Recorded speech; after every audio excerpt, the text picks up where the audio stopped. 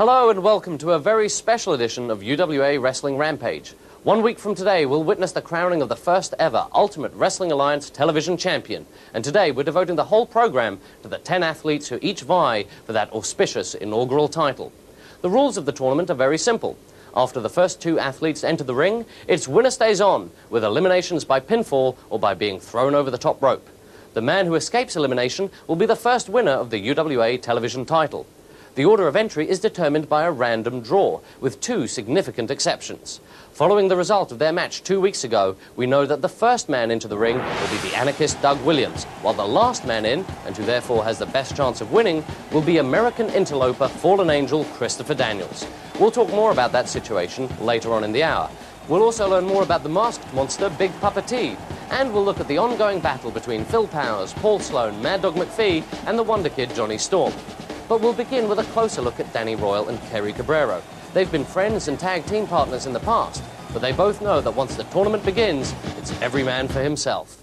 It all started back in 1991, when I first ever met Danny Royal. It was during our training, and as I remember, that was hard training as well. But it was some of, like, in my early days, some of my best matches was with Danny Royal. A lot of the other guys I know that are around my age and that are professional wrestlers with the UWA now, they knew they wanted to be professional wrestlers from a very, very early age. I didn't. You know, I never had visions when I was 12, 13, 14 of being a professional wrestler. When I was about 15, I saw a wrestling show at my local town hall. I watched it and I appreciated that there was guys in there that could do the job. And I realised from that day onwards that's what I wanted to be. So I went into intensive training, I got in the gym, I was taught by a veteran of the ring, and I made my professional debut about a year later at the age of 15. It wasn't long after that I first met Kerry. We hit it off really well. I suppose at the time Kerry was older than me, obviously he still is now, but we had good fun. We've become quite good friends, travelled on the road together, had some brilliant laughs together, and decided one day that we should be a tag team. It's the perfect formula, really. Good friends and not being arrogant, but bloody good wrestlers. Especially in the early days when it wasn't all show business, when it was a lot of getting up at 5 in the morning and travelling to shows, then making our own way back on public transport. We had a good laugh, we watched each other's backs, we had some good times, we had some bad times.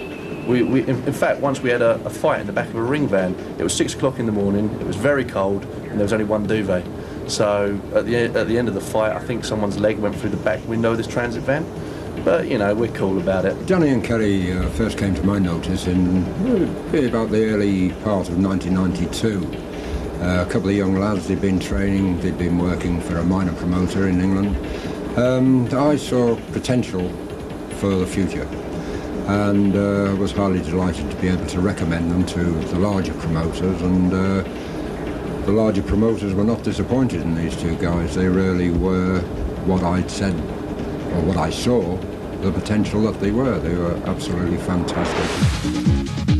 Since entering the UWA, both Danny Royal and Kerry Cabrero have been concentrating on their singles careers. Both men faced international opponents in their first UWA matches. Danny Royal fought valiantly 3 weeks ago against the fallen angel Christopher Daniels. Danny's show of strength proved to the American visitor why he's known as 100% British beef.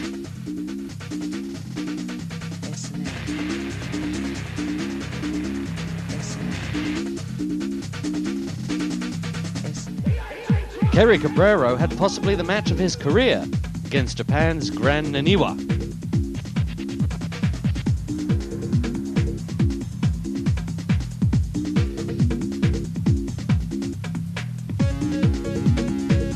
Kerry demonstrated that Japanese athletes are not the only ones who fly over the top rope.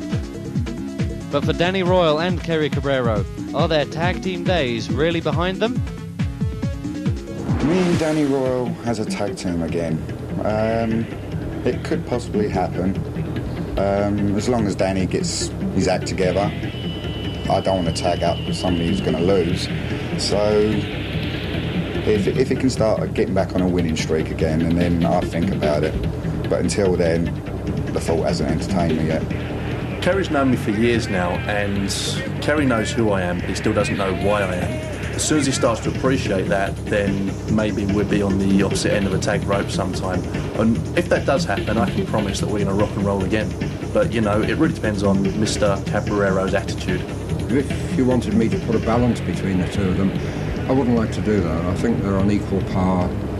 They've been friends, they've been tagging, but to try and define one against the other, I wouldn't like to do that. I would say they were on a 50-50 basis each. The 10-man TV tournament, well, there's some talent in the ring there. I think names that stick out, obviously, Kerry Cabarero. I think with Kerry Cabarero, it's going to be a very interesting battle if I do meet him, because if you look at one side of the coin, I know him and I know all his strengths. But on the other side, it works the other way. He knows me and he knows all of mine. So I think the man that will win that one will be the man with luck. You know, it's been said a million times over that success is 50% ability, 50% luck. Let's see what happens. As far as the other guys I might run into, we've got Mad Dog McPhee. He's a big guy, he's got the long hair. He looks like a wrestler, but he's no Danny Royal. Paul Sloan, again, he's a big guy, nice shaved head, reminds me of someone, can't quite think who. He's very inexperienced. I'm going to beef bomb him straight through the middle of that ring. At the end of the day, when it's all said and done, when the dust is settled, it's not going to be fancy, it's not going to be pretty. But if it comes down to me and Mr. Cabarero, the beef man will rule. Well, this is like the biggest opportunity I've been put in for, TV title, for the UWA TV title. You know, and it's an opportunity which all us young wrestlers have never had before. And I do believe, with the knowledge that I've had, I should come through on top. I mean, there's the likes of Hot Stuff Stevie Knight. Well, from what I've heard, it's more like Cold Stuff Stevie Knight. Doug Williams, okay, yeah, there's a lot of respect there. Phil Powers, I think he's leaning to more being like Boyzone a bit too much. And Danny Royal, he's in there, my good friend. But at the end of the day, all friendship aside, if it comes down to me and Danny Royal, he's got to go. He's got to go. And I promise you now, he will go. The other wrestlers, the Fallen Angel, now, I don't know what he's like. That'd be a good experience for me. But in the end, he'll go over the top as well. Or I will pin him with the flatliner. It doesn't matter. At the end of the day, I will be there at the end, holding the TV title. I went to Crystal Palace and the doors opened and I stepped out, and it was a fantastic feeling. To have so many people there that really want to see British wrestling back again, it persuaded me to stay. I can't really begin to explain the feeling. As far as the match goes, I headed into that match, I knew I was the stronger man. I knew perhaps to a certain extent that I was the faster man. All credit to the Fallen Angel, he's a great competitor. If I'm guilty of anything, I overestimated the man, and that was an important lesson I learnt that night. I'm not going to make excuses for me. I lost fair and square in the middle of that ring, but if I'd have hit the beef bomb in the middle of that ring and he hadn't put his foot on the rope, I know I'd have taken that 1, 2, 3, but no excuses. He beat me fair and square. But there is one thing that's niggling at me. Out the corner of my eye, I saw the Anarchist standing there looking at me. He was screwing me from a distance. I don't know what his beef was, but at the end of the day, Fallen Angel, I will get you again. An Anarchist, you want to watch your back.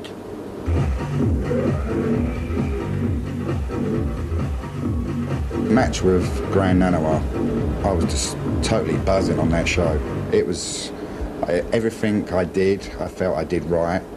There was a few things like where he caught me off guard and everything, but basically, like everybody knows, that Japanese wrestlers can fly. Well, I think I proved that night that English wrestlers, when they want to, can fly. Runs across. Oh, superb! Springboard off the chair into a huge cross-body tope outside the ring. It was getting quite physical in there, and I had every intention of using that chair, truth be known. But I remembered what I was intending doing in that match, and that was giving the people something different, a clean wrestling match. So I had this crazy idea just to use it as a springboard. And it's something that hasn't really been done in this country before. And it's a bit crazy, but hey, it paid off. It was just great, and especially like I didn't know where I pulled it from. Just like coming out with my new move, what I'm calling the flatliner. A lot of people have used it in the past, but the force that I use that move, it's just basically, it's like a roller coaster ride. All of a sudden your heart just stops because you never know where it's going to come from. And I don't care whereabouts in the ring I do it or on the outside of the ring, it's going to happen. And then that's when flatline begins. Flatliner, Steve, always, it's over. From nowhere, Kenny, from nowhere. Emperor Hirohito, Yoko Ono, Ken Hom, your boy took one hell of a beating. And here we see it again, whips him, picks him up, drops him down. Got him in a pinning position, 1, 2, 3, it's over. Still to come on Rampage, the anarchist Doug Williams faces an uphill battle. Phil Powers must overcome injury at the hands of Mad Dog and Johnny Storm. But up next, dare to enter the world of Big Papa T.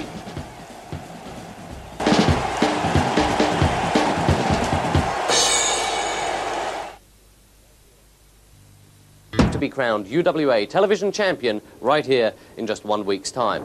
One of the most mysterious and unnerving competitors has to be former Zairian commando Big Papa T.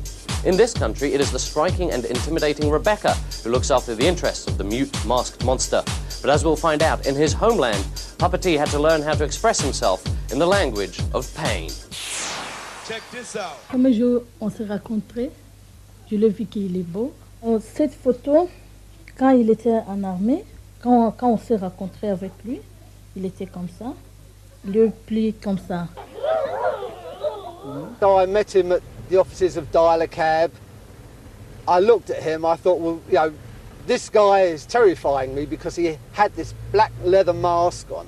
He had been wrestling in his home country of Zaire in front of crowds of up to 125,000 people, which is a stupendous amount. Even the American wrestlers would give their back teeth to fight in front of crowds like that. And he was taking it as fairly normal. When he was fighting in Zaire, he was always known as the Lion King. He was good, he was noble. In fact, he was everything that a lion should be. But the only problem was he had to wear a mask. He felt that he had no alternative because there were people, so he said, after his blood. As I've said, his father worked for President Mobutu, but his father was mysteriously killed. Now, the Lion King thought it was murder. He swore that he would get the people that killed his father. He swore that nobody would ever touch anyone from his family again. He swore revenge. He joined the elite corps of Mobutu that were supposedly going around torturing every prisoner they came across. Unfortunately, he was discovered and they apparently tried to poison him. So, he decided that he had to get out of the country. There was time to take nothing, but all he did take was his amateur wrestling certificate, which he smuggled in his wrestling boot. And he actually came over in his wrestling boot. I've been following wrestling for many, many years. I've never ever known a wrestler to want to kill his opponent. I feel that Big Papa T could suddenly snap. He's halfway there already. I believe that there is a danger that any of his opponents could be killed. This man is a monster.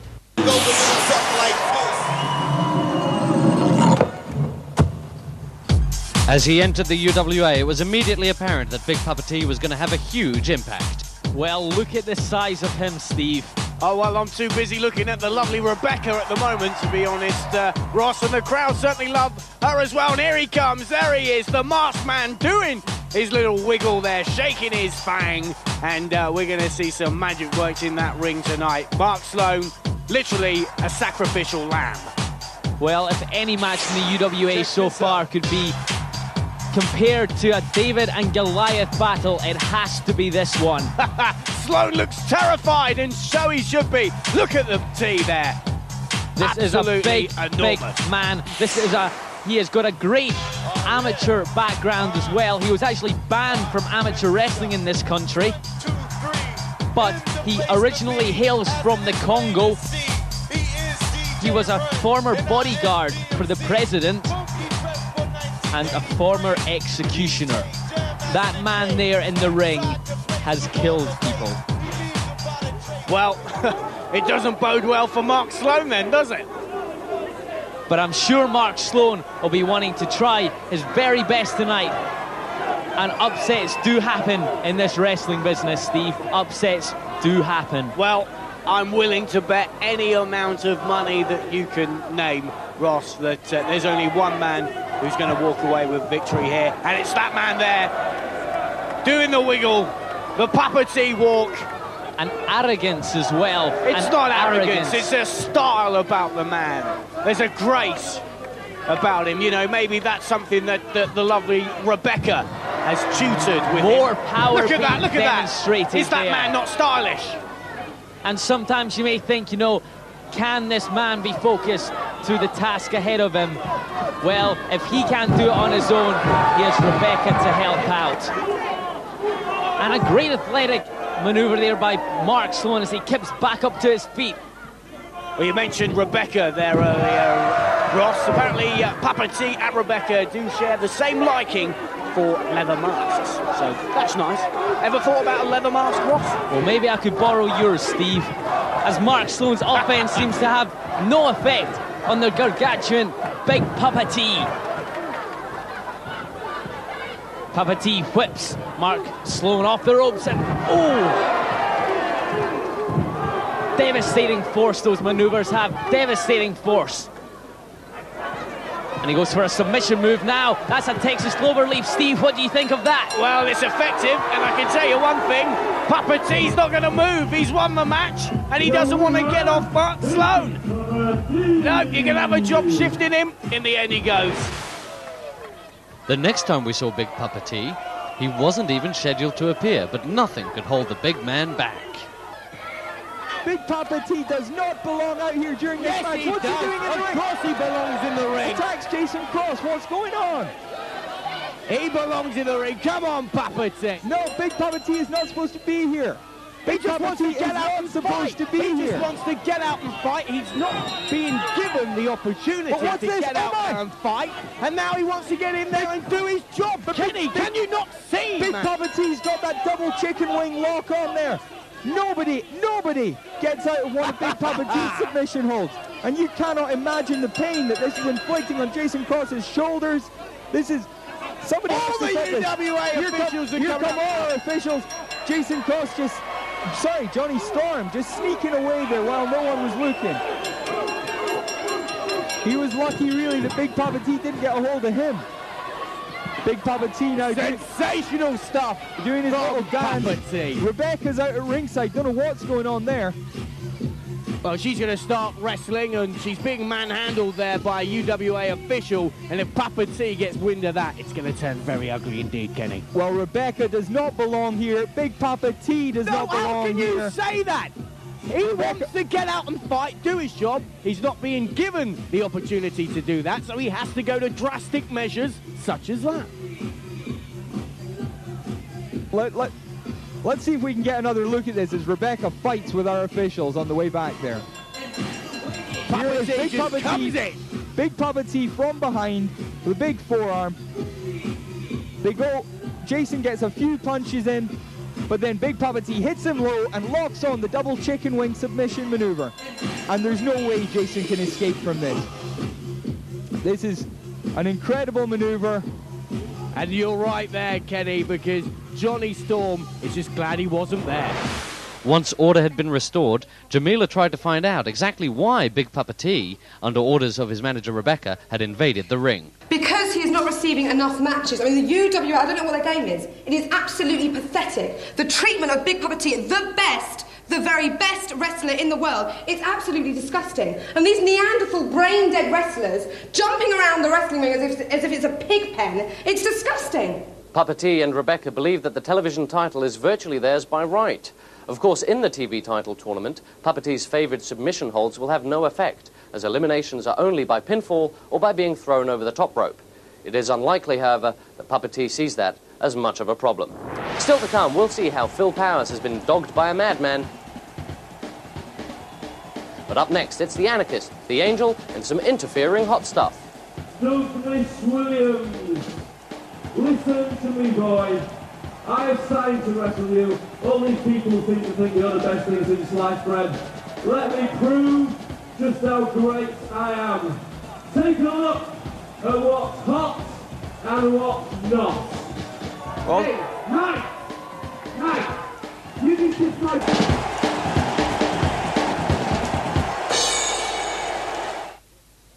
Tonight on 3. Wrestling Alliance Television Title Tournament, which we'll see right here next week.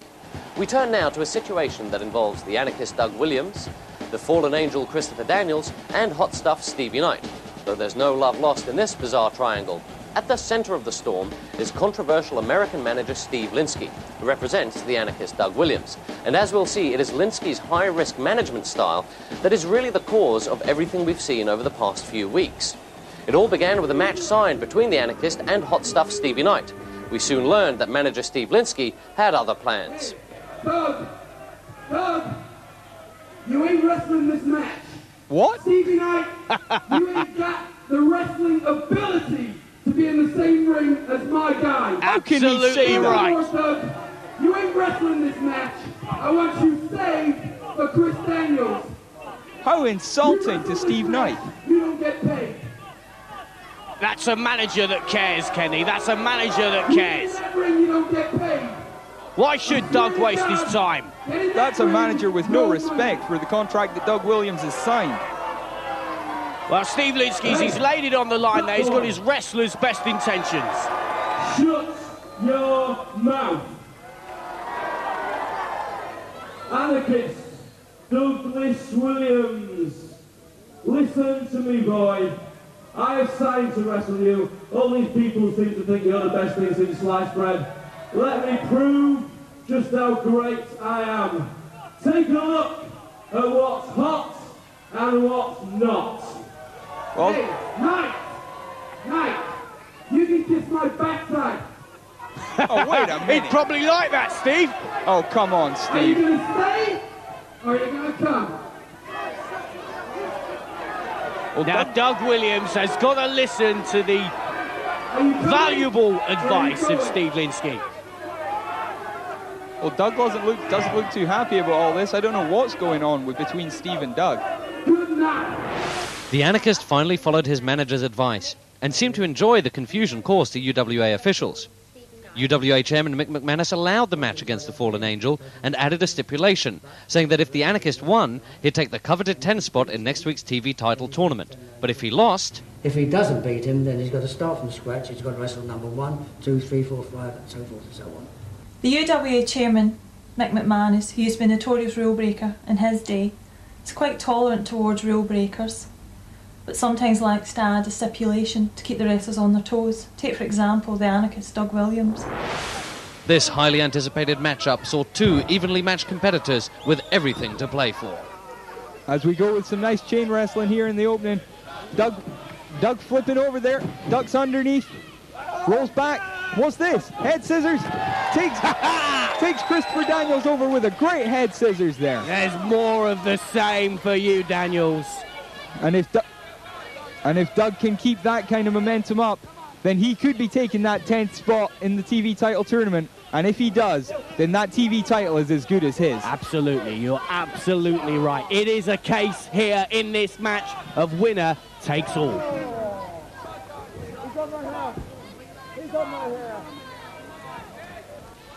Taking part in that tournament, Phil Powers, Danny Royal, Kerry Cabrero, Mad Dog McPhee, Doug Williams, Christopher Daniels, Steve Knight, Paul Sloan, Johnny Storm, and Big Papa T to decide the first ever TV champion of the UWA. And we'll be seeing that title defended at the Blackpool Ice Arena in June. I can't wait, Kenny, but you are absolutely right when you say the man who enters in that 10th position has got it all sewn up. Well, you would have to think so, and either of these two guys, we know how talented they are, and I'm quite sure that if they take that 10th spot, they'll walk into the champion role.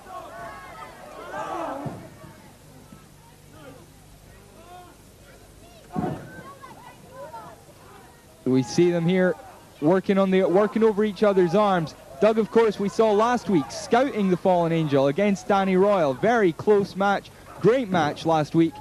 But, and Doug seems to have taken something from that. He seems to know a little bit more about Chris Daniels than Chris Daniels knows about him. But Chris Daniels with a great big spine buster there. And what's Linsky doing, applauding the fallen angel? Well, Steve, he's an American. I think he just... I can't believe what I'm seeing I here. think a touch of nationalism there from Steve Linsky. He can't help but see the talent of the American. God, sometimes I wonder if I'm the only Englishman in the room. Well, you are. Look at him! What's he doing? Someone I admired, someone I respected as a businessman, as a manager, as a Svengali, to some of the best up-and-coming wrestlers in the UWA. I can only think, Kenny, just not wanting to interrupt you there, Kenny, but I can only think it could be reverse psychology. Well, it could be. It could be. We just don't know. With Steve Linsky, that devious mind of his, you never know what he's planning to do next. You say devious, I say brilliant. Let's call the whole thing off. Chris Daniels with a great suplex there. 1, 2, and Doug Williams kicks out again. Steve Linsky now slapping the mat, trying to get his boy riled up, trying to get him into this match a bit more. And there he is. There he gets into the match with a bang, with that big drop kick there, sending Chris Daniels to the outside. That's knocked the wind out of his sails. And not a huge dive, clambering up the ropes, and a huge plancha dive off the top rope. Oh, I think Doug may have hurt himself there as well. It's a suicidal move. Well, I think he may have got clobbered on the ground as well. He did slip slightly on the top rope, but he still made great contact with Chris Daniels. And yeah, well, Chris Daniels is back on his feet first. That's why we call them high-risk moves. If you hit big. If you miss even bigger. And they're going up the aisle now. What's going on here? Chris Daniels setting up for perhaps a power bomb. Maybe a pile driver on the ramp, we don't know. And a big clothesline there, a short arm clothesline to reverse that power bomb attempt. You could hear him fall. Music to my ears. Well, Chris Daniels now staggering back up to the ring. He's taking quite a beating on the outside, that big dive and then that big short clothesline on the rampway. But he charges in, shoulder block, flips right over Doug Williams. Big kick to the guts. What now? Angel wings! Oh! Angel wings! We've seen him finish people with that before. That's one of his big moves. But he's taking his time. What's going on? Doug seems to be almost out of it, and Chris Daniels not making the cover. They're insulting Steve Linsky. I can't believe this. I think they're implying he's slightly overweight. Doug's got an adrenaline rush here, though. Chopping Chris in the corner, whips him across. Come on down! Big Hurricane Rana. Well, let's have a look at those moves again, because there it is. Jumps up, head between the legs, roll backwards. Fans, that's about as good a Hurricane Rana as you'll see. And there with that big double clothesline move. Kenny, this has really turned into the match we hoped it would. Well, that's right, Steve. We said from the beginning of the show today that this was going to be a great match. And I think we've been proved right so far as Chris Daniels gets right back up to the top rope. But Doug gets hold of him. Yeah, come on, Doug! Throws him 3/4 of the way across the ring. And Steve, what's Steve Knight doing there? Doug's got him! Doug's got him down for 3! That was longer than 3! That was for longer than 3 seconds! Steve Knight still distracting the referee. What is the referee doing? Doug's back up to his feet now, goes with a clothesline, but misses. I think Doug actually thought he'd won it. Kenny, I actually think Chris Daniels with last rights, though. He won it. Chris Daniels with last rights. 1, 2, 3. I don't believe it. Unbelievable. Doug Williams. Oh, he had the cover with the German suplex. The referee was distracted. Stevie Knight there distracted the referee. Doug had the fallen angel down for way longer than 3 seconds. Steve Knight there telling everyone how smart he thinks he is as he skips back to the locker room. Chris Daniels motioning the belt round his waist. He thinks he's going to be the next TV champion. So the Angel claimed the 10th spot in the TV title tournament, but the Anarchist wasted no time in pursuing the man who'd cost him the victory, Hot Stuff Stevie Knight.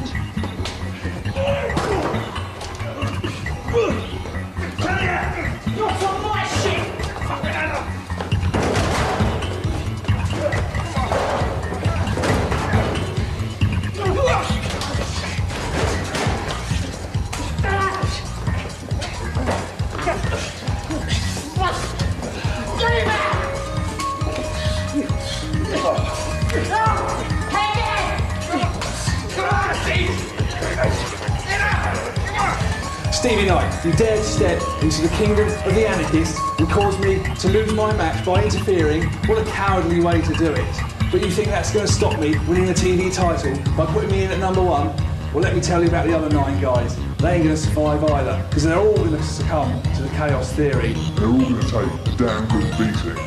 Well, what can I say, you know? I gave the Anarchist every opportunity. I pulled him out of the fight from Stevie Knight, gave him the opportunity to go in against Chris Daniels. You know, he failed me on that one. But put Duggan at number 1, put Duggan at number 10. He's still going to come out on top. And Stevie Knight, remember this, somewhere down the road, you will be paid back. Hi, I'm Jamila, and this is... Hold on, honey. See, I know you usually call me your sweet and tender hooligan, but everyone else knows me as the fallen angel Christopher Daniels. Now, Jamila, I know you want to know what I'm going to do now that I'm the number 10 spot in the TV title tournament. Well, don't you worry, UWA, and all you British wrestlers here in the UK. I'm going to take real good care of that TV title when I bring it all the way back to the United States of America. And since I'm in the 10th spot, it's not going to take me very long. So, Jamila, as soon as I'm done, maybe you and I can talk about that dinner you were wishing for later on. You can bring the title back with me to the US of A. Ha! Woo! You'll all bow down before the one you serve.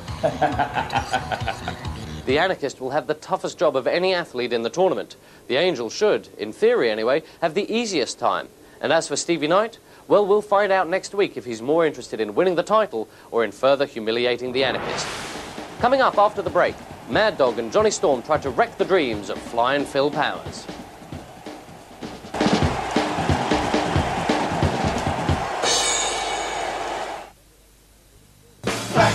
If were decided purely on the basis of popularity, then the number 1 contender would surely be Flying Phil Powers.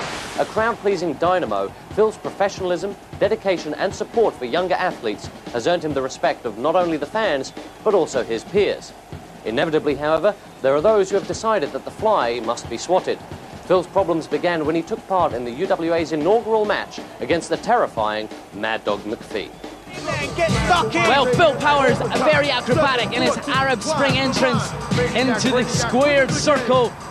Look at the fans love this man. Well, he should put a rest to this. This is just nonsense. It's trying to be everybody's friends. Get in there and get fighting, just like Mad Dog McPhee. Mad Dog takes the match straight to Phil Powers before the bell has even rung, and look at those knees going into Phil Powers' ribs. That's gotta hurt, Steve. You bet. That's why I'm sat here with you and not in the ring. But Steve, look at Phil, he's coming back now with some kicks in the midsection and some chops. Just saying, come on, give me what you got, Off the ropes by Mad Dog. And Phil comes back with a great back elbow that downs the big man, and he comes back with a great drop kick, but look at that, Steve. It wasn't so great, was it? It wasn't so great. It didn't even faze the big man. And now an Irish whip. Oh, that's gonna hurt. Phil comes back yet again, Steve. A kick to the midsection, off the ropes once again, and a snapping neck breaker. That's gonna hurt, and Steve Linsky looks on from ringside. He can't be happy at this. Phil on the top rope, what's he gonna hit? He hits a big drop kick. There is the reason that Phil Powers is called Flying Phil Powers. Well, let's take another look at that, because, as you say, he's known as Flying Phil Powers, but it's going to take a lot of flying and Steve, a lot more of that sort of thing to put paid to a big man like Mad Dog. You may not be Phil Powers' biggest fan, Steve, but you must respect that man's ability as he sends Mad Dog into the corner. I could do that. Anyone can stand on the ring and jump off it. Phil sets up for a beautiful double underhook there and hits a big suplex as he sends Mad Dog into the corner and hits Rolling Thunder. A great clubbing blow into the midsection following a somersault. A snapmare there, and now Phil Powers has the advantage. What was that? What was that? That's a very illegal to me. That's a patented British move used by many British wrestlers. It's a football kick into the kidney areas, and Mad Dog did superbly there, moving out the way, and Powers flat on his back. Superb stuff there by Mad Dog. But Phil Powers has got a small package. 1, 2, 3, yes! Phil Powers gets the victory. He got the 1, he got the 2, and he made Mad Dog look at the lights for the decisive 3 count. Later that night, Phil Powers offered these words of encouragement to his protege Paul Sloan, who was set to face Johnny Storm. He's a tough cookie. He doesn't need his mentor at ringside, but all I've got to say is I wish Paul Sloan 100% the best of luck. He doesn't need me at ringside. He's a tough guy.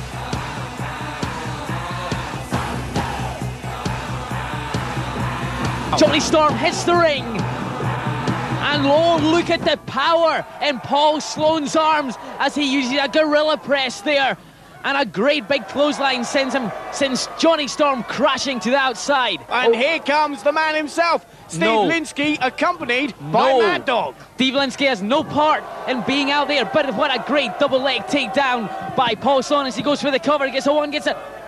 Mad Dog broke the count, Steve. That is illegal. Seeing things.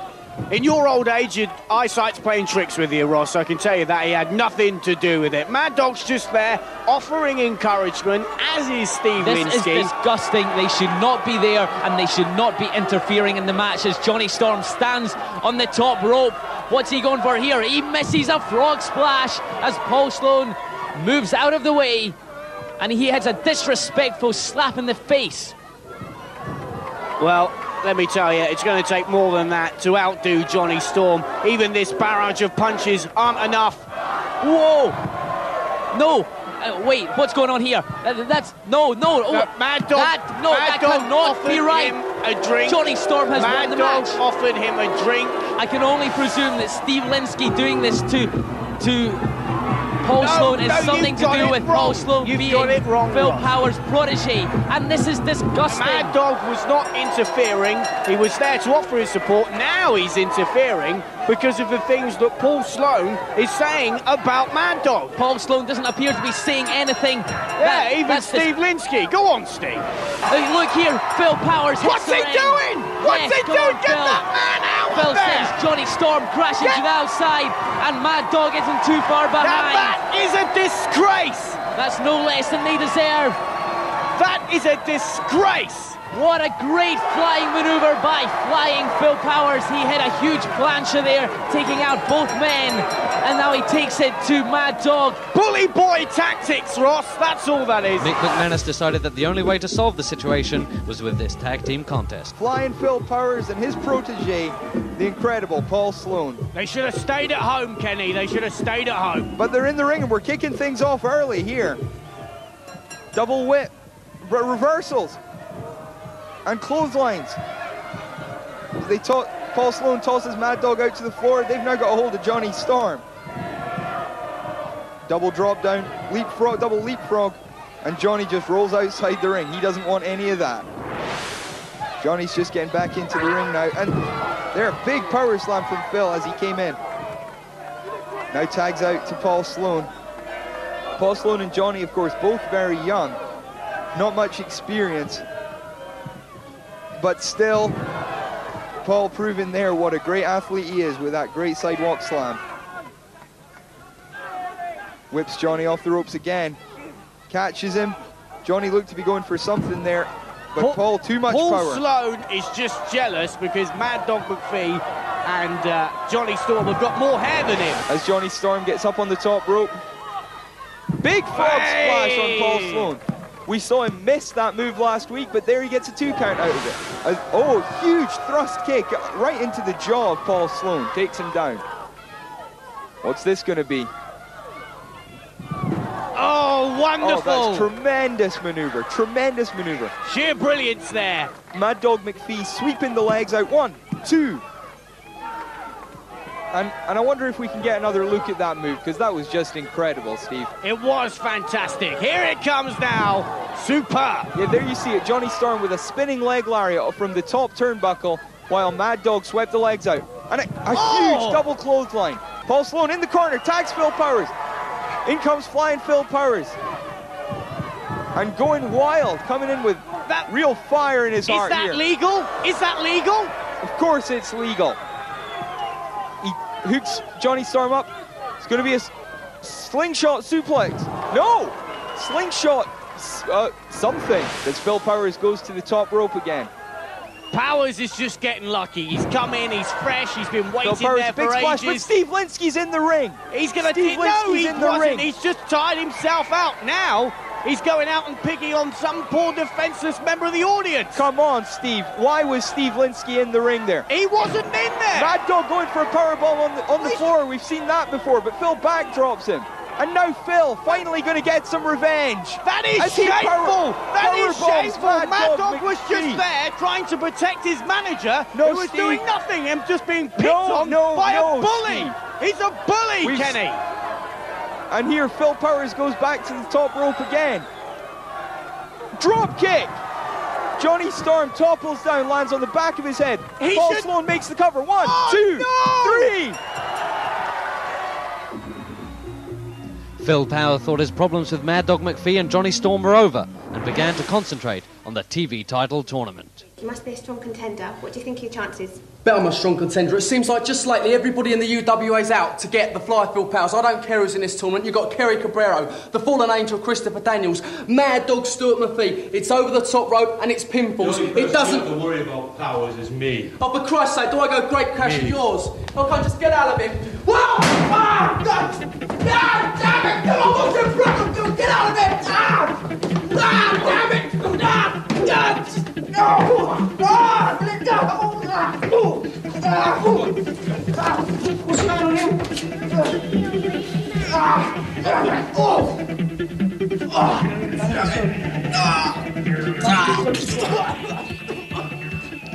The extent of Phil's injuries isn't known. Have the Linsky mob succeeded in shattering the dream that Phil Powers spoke of so confidently just days before this brutal attack? I am probably the smallest man in the tournament, but I don't reckon that matters. Look, you've got the size of fellas like Big Papa T, big, massive, great big 22-stone geezers. Hey, I'm Phil Powers, I'm only 12 stone nothing, and I'm about 5'3", but that doesn't matter because I've got 100% of British wrestling behind me. You've also got a good friend of mine, Paul Sloan. I don't reckon it'll happen, but if it did, we'll just wait and see. We've got Johnny Storm, not even worth talking about, really. We've got Danny Rawl, Kerry Cabrero, two very, very good athletes, but if they end up on the receiving end of like one of the dropkick of the tops, they could end up flying outside the ring. Mad Dog Stuart McPhee, yeah, he might be a hell of a lot bigger than me, but what happened when I powerbombed him? Let's take a look at Hot Stuff Stevie Knight. Well, I'm going to tell you something. Steve Knight is going to take a look at what's hot and what's not, courtesy of Phil Powers.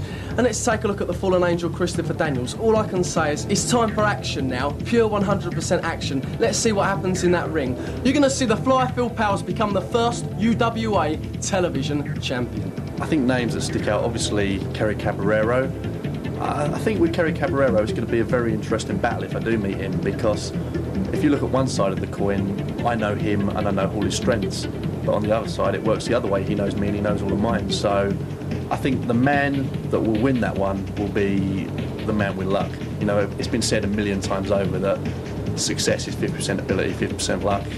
Let's see what happens. It's an opportunity which all us young wrestlers have never had before, and I do believe I should come through on top. Okay, so I'm number 1 in the TV title elimination tournament. Well, I don't think that's a problem. I mean, I've only got 9 other guys to beat, and they will all succumb to the chaos theory. Well, let's look at the competition in the UWA at the moment. And you have athletes like British Beef Danny Royal. You know, you have Paul Sloan. You know, good competitors, but at the end of the day, they're no match for the likes of the Anarchist Doug Williams, Johnny Storm, Mad Dog, and one other competitor in the UWA, and I have to mention this, Mr. Phil Powers. I don't think so. Nobody in the UWA has got anything on my guys. So throw in Phil Powers, throw in Big Papa T. Yeah, Big Papa T is a threat, but not that much of a threat. You put anybody in the ring with somebody from Steve Linsky's stable, they're finished. History.